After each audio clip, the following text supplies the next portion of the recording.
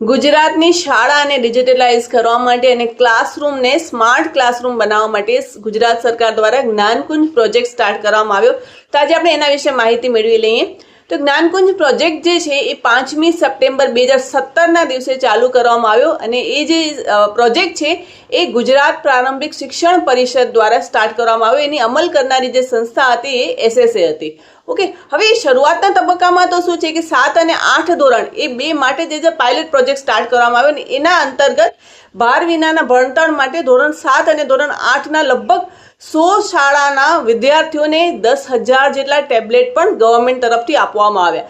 પછી ધીરે ધીરે એને 5 થી 8 એટલે કે સમગ્ર પ્રાઇમરી સેક્શનમાં ઇમ્પ્લિમેન્ટ કરવામાં આવ્યું, જેના હેઠળ શાળાઓને પ્રોજેક્ટર છે, પછી લેપટોપ છે, સ્પીકર છે, ઇન્ટરેક્ટિવ ઇન્ફ્રારેડ કેમેરા છે. એ ઉપરાંત જો વાત કરીએ તો સ્માર્ટ બોર્ડ, વાઈફાઈ, આ બધી જ જેટલી ICT બેઝ સગવડ જરૂરી હોય ને શાળા માટે એ દરેક સગવડ સરકાર દ્વારા પૂરી કરવામાં આવી. હવે એ ઉપરાંત જો વાત કરીએ તો ધોરણ 5 થી 8ના જેટલા વિષયો હોય ને એ દરેક વિષયોનો કન્ટેન્ટ તૈયાર કરવામાં આવ્યું. મતલબ કે દરેક જે વિષય વસ્તુ છે ને એને આપણે ડિજિટલાઇઝ કરી નાખી. મતલબ કે બાળકોને જો એ લેપટોપ પર જોવું હોય અથવા તો એ લોકોને એના મોબાઈલ ફોન પર જોવું હોય તે કન્ટેન્ટ એટલે કે એ વિષય વસ્તુ ત્યાં અવેલેબલ હોય.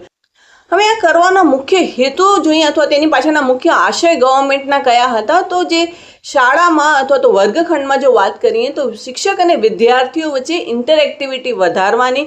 પછી બીજી વાત કરીએ તો અધ્યયન અને અધ્યાપન પ્રક્રિયા, એ ઉપરાંત મૂલ્યાંકનની પ્રક્રિયાની અંદર પણ ટેકનોલોજીને લઈ આવી જેથી એ પ્રક્રિયા શું થાય, સુદૃઢ રીતે પૂરી થાય. અને અભ્યાસક્રમ જેટલા વિષયો હોય ને એ દરેક વિષયના જેટલા પણ એકમ હોય એ દરેકની ટેકનોલોજીની માધ્યમથી સમજૂતી આપી. મતલબ કે દરેક વસ્તુઓને તમે ડિજિટલાઇઝ કરો અને એ રીતે બાળકોને સમજણ આપો તો બાળકોને દરેક વસ્તુઓ સારી રીતે સમજાશે. તો આ મુખ્ય આશય હતો જ્ઞાનકુંજ પ્રોજેક્ટનો. આઈ હોપ તમને ખ્યાલ આવી ગયો હશે. છતાં પણ કોઈ ડાઉટ હોય તો મને કમેન્ટ સેક્શનમાં જરૂરથી જણાવજો.